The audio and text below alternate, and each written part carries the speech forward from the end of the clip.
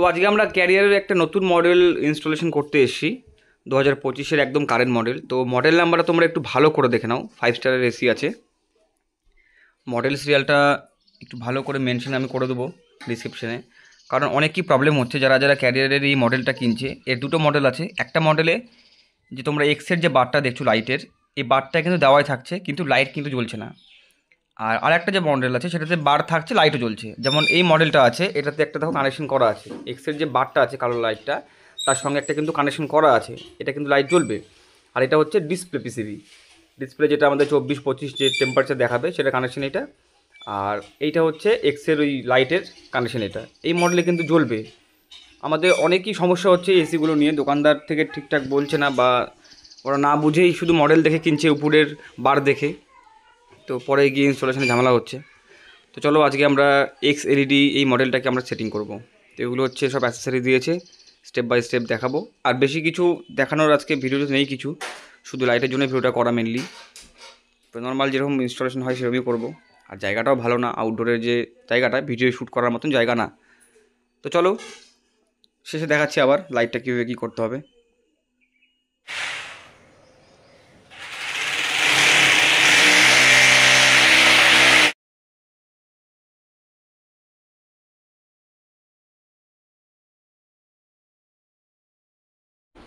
আরও একটা জিনিস আমি বলে দিই, এই মেশিনের সঙ্গে কিন্তু 3 পিন টপটা যেটা লাগে, 16 অ্যাম্পিয়ারের 3 পিন টপ, যেটা আমরা প্লাগে ইনপুট পাওয়ারে দিই, সেটা কিন্তু দেওয়া থাকে না। এটা কিন্তু আমরা পরে এক্সট্রা করে লাগিয়েছি।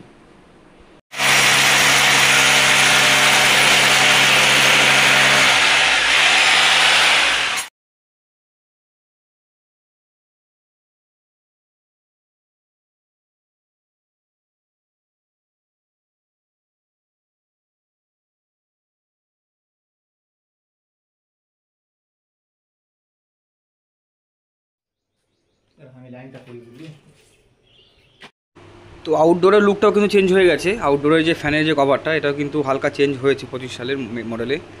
তোমরা এটা একটু দেখে নিও। তো শুরুতে যেটা বললাম, আউটডোরের কিন্তু স্টেপ বাই স্টেপ ভিডিও নেওয়া কিন্তু আজকে হচ্ছে না, কি মুশকিল হচ্ছে, জায়গাটা কিন্তু খুবই খারাপ। তো সেই জন্য আমরা লাস্টে শুধু ভিডিওটা নিয়েছি, ভ্যাকিউম, লিক চেক, কানেকশন, তো গ্যাস ছাড়া ভিডিওগুলো আছে, তোমরা দেখে নাও। আর লাস্টে আমরা কিন্তু মেশিনটা চালাবো, আর এক্স এলইডি কীভাবে কাজ করে সেটাও কিন্তু আমরা দেখাবো। তো দেখতে থাকো ভিডিওটা লাস্ট পর্যন্ত।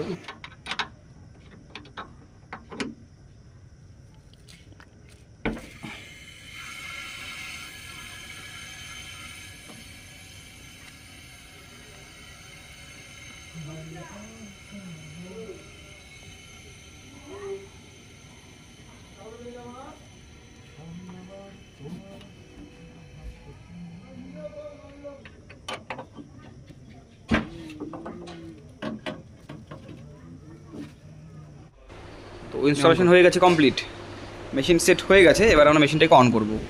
তো অন করার মাত্র কিন্তু এক্সের যে লাইটটা আছে পুরোটা কিন্তু জ্বলে যাবে, তারপরে বন্ধ হয়ে যাবে আবার সঙ্গে সঙ্গে। ঠিক আছে, এইবার আমরা রিমোট দিয়ে অন করব। তো মেশিনটাকে আগে অন করব। অন করা মাত্র এখানে লাইটটা জ্বলে গেল, 24ও জ্বললো, মানে টেম্পারেচারটাও জ্বললো, এক্স এলইডিও জ্বললো। এবার যদি মনে হয় আমি যে দুটোকেই আমি ম্যানুয়ালি আমি চেঞ্জ করব, হয়তো লেখাটাকে আমি চেঞ্জ করব বা লাইটটাকে আমি চেঞ্জ করব, তাহলে কিন্তু রিমোট থেকে করা যাবে।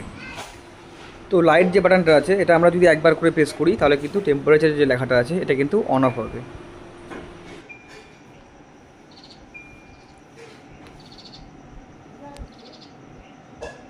তো এখন যেটা হয়ে আছে দেখো, একটা স্টেপ জ্বলছে, শুধু মাঝখানে একটা জিনিস জ্বলছে, কিন্তু লাইটের পুরোটা কিন্তু জ্বলছে না। তো ওটা F1-এ আছে।